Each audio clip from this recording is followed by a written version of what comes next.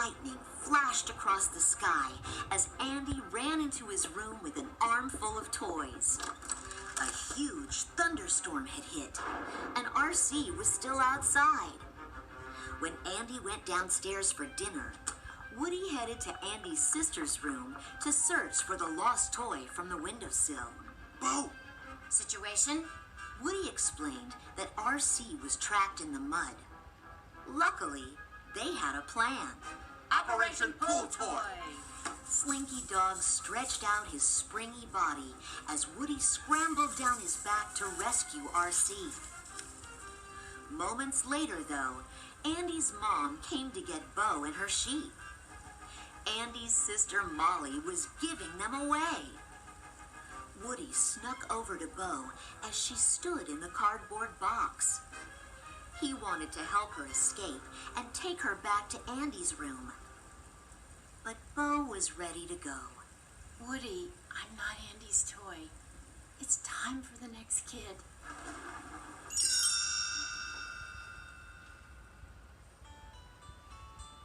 Years passed, and eventually, a much older Andy gave his toys to a little girl named Bonnie. She loved them as much as Andy had, but things were different for Woody. He wasn't the favorite toy anymore. When Bonnie was ready for her first day of kindergarten, Woody still decided to go with her, just in case she needed him. At craft time, Bonnie got upset when a little boy took her art supplies. So Woody came to her rescue when her head was turned. He quickly gathered more supplies, including a spork from a wastebasket to cheer Bonnie up. She put some googly eyes on the spork and named him Forky. She even wrote her name on the bottom of his foot, just as she had with Woody. By the end of the day, Bonnie decided to take him home. We got this kindergarten thing under control, eh? I can't believe I'm talking to a spork. But suddenly, Forky sat up.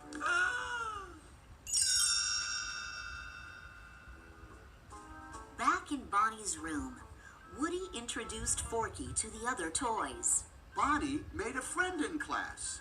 She literally made a new friend. Everyone, I want you to meet Forky. But wide-eyed Forky was not interested in being a toy. Trash, trash, trash. He was made from trash. Woody explained. I know, this is a little strange, but you gotta trust me on this. Forky is the most important toy to Bonnie right now.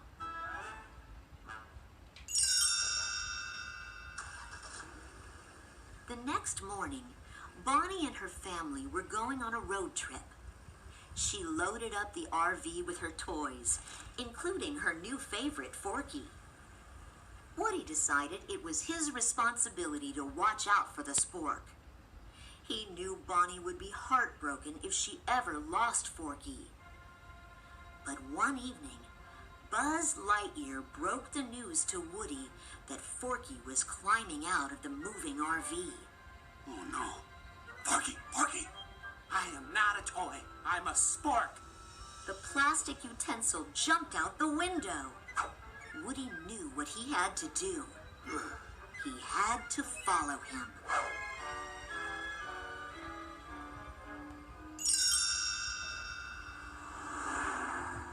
Woody found Forky alone on the highway. Thankfully, he was fine, but they had to walk the rest of the way to the Grand Basin RV Park, where Bonnie and her family were staying. They were almost there when Woody spotted Bo Peep's lamp in a store window. Bo? The antique shop was closed, but Woody and Forky slipped through the mail slot to investigate. Inside, they met a doll in a stroller being pushed by a ventriloquist dummy. Woody apologized for bothering them. Why, you're not a bother at all. We were just out for my early morning stroll. And look, we met you. My name is Gabby, and this is my very good friend, Vincent. Oh, Woody, pleasure to meet you. This is Forky. But Gabby wasn't all that interested in Forky. Instead, she pointed at the voice box sewn into Woody's chest. You have what I need. Right inside there.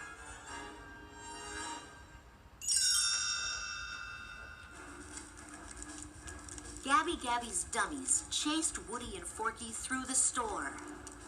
Luckily, Harmony, the store owner's granddaughter, came in, and Woody saw his chance to escape.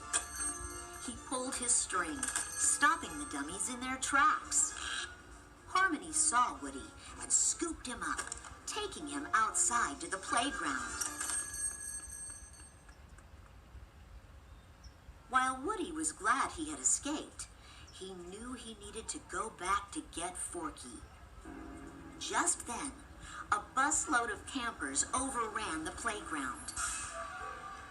Woody climbed into a sandbox to hide, but it was crowded with lost toys that couldn't wait to be played with. In the middle of the mayhem, Woody saw Bo Peep and her sheep being played with by another kid. Whoa!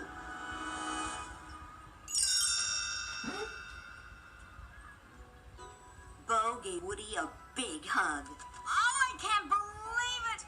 The two friends couldn't have been happier to see each other. But Woody felt sad when he learned that Bo was a lost toy. How long have you been out on your own? 7 fantastic years. Woody was confused. What could be so fantastic about being a lost toy? Don't worry, cowboy. Soon you'll realize it's the best thing that ever happened to you. Bo introduced Woody to her friend, Officer Giggle McDimples. Woody hoped Giggle and Bo could help him rescue Forky. Please, Bo. My kid really needs this toy. All right. We'll help you get your toy. Meanwhile, back at the family RV, Buzz jumped out to look for his friend. As the Space Ranger was searching for Woody, he passed a carnival. A worker picked him up and strapped him to a wall of prizes. Above him was a pair of stuffed animals, Ducky and Bunny. Come on, help me get out of here. Instead of helping Buzz, Ducky started kicking him.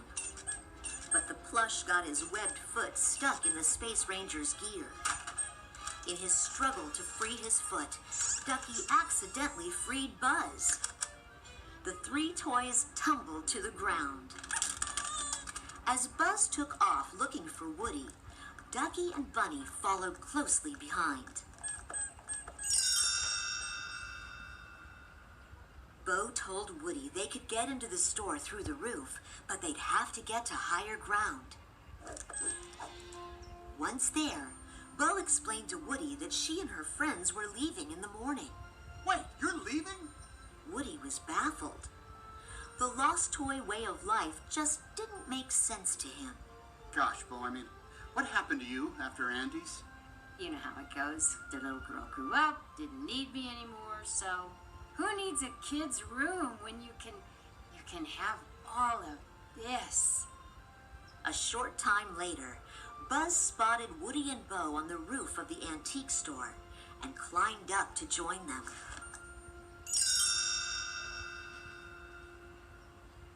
Bo knew that rescuing Forky would be tricky.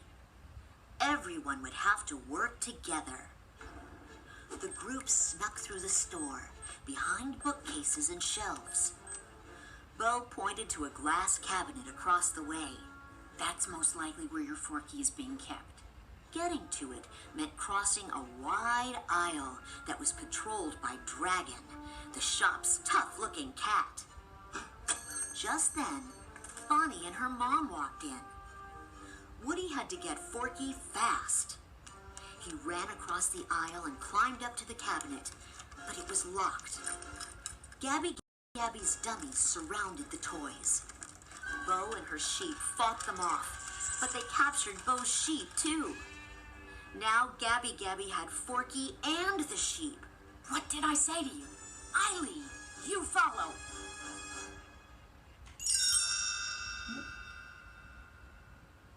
Bo needed to come up with a new plan. she took Woody to meet Duke Kaboom, Canada's greatest stuntman. Duke, meet Woody. We need your help. Gabby Gabby has his toy and my sheep. So, here's the plan. We need to jump over the aisle to Gabby's cabinet, and you are the toy to do it. Duke wanted no part of it. He remembered how badly he'd disappointed his kid when he failed to make the jump seen on TV commercials. That was long before, and Duke hadn't jumped since. Be the Duke you are right now, the one who jumps and crashes. Duke's confidence returned. He'd do the jump. Woody looked at Bo. You know, you've handled this lost toy life better than I could. You have this way of making a toy see the best in themselves. I think you'd make a great lost toy. When Duke was all set up for the jump, Woody learned he'd be riding along. Yeah. You jump over, I zip line down, retrieve my sheep, you get your Forky, and we're out. True to form, Duke eventually lost control of his motorcycle and crashed to the floor. Woody had time to jump off the bike and scramble up the cabinet while Buzz pulled the zipline tight. Then, Duke distracted Dragon, while Bo, her sheep, Buzz, Woody, Ducky, and Bunny escaped. But Forky was still in the store. Woody urged everyone to help him rescue Forky, but the toys were banged up and hurt. No one was in the mood to rush back in and face Gabby Gabby and Dragon for a spork. Bo was upset that Woody was being so single-minded, so she led her lost toys back to the carnival. Woody went back into the store alone to find Forky, but instead came face to face with Gabby Gabby. Hello, Woody. She said she knew Woody would return. You don't know me. Oh, but I do. Left in the closet, feeling useless, wondering if you'll ever get played with. Woody listened as she explained how her voice box had never worked properly. It made her sad to admit she'd never been any kid's favorite toy. I'd give anything to be loved the way you have. Woody understood how she felt, so he made a decision. He'd give her his voice box and get Forky in return.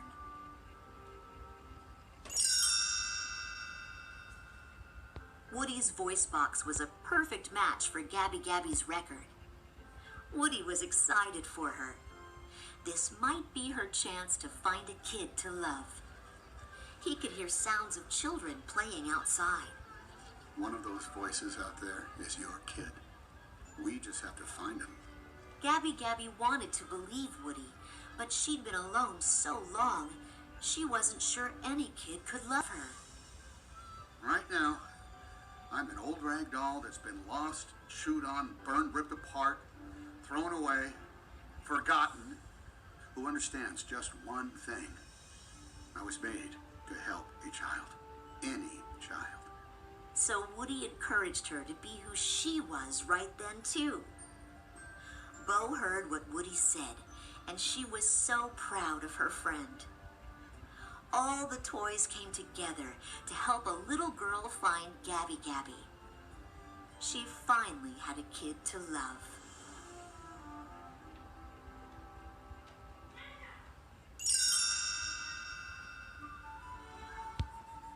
Woody and the other toys made their way back to Bonnie's RV.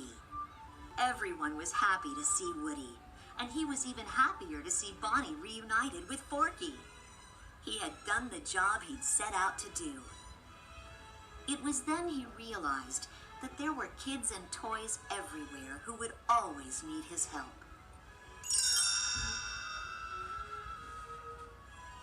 Woody knew that wherever he went and whichever toy he helped next, he'd always have his friends beside.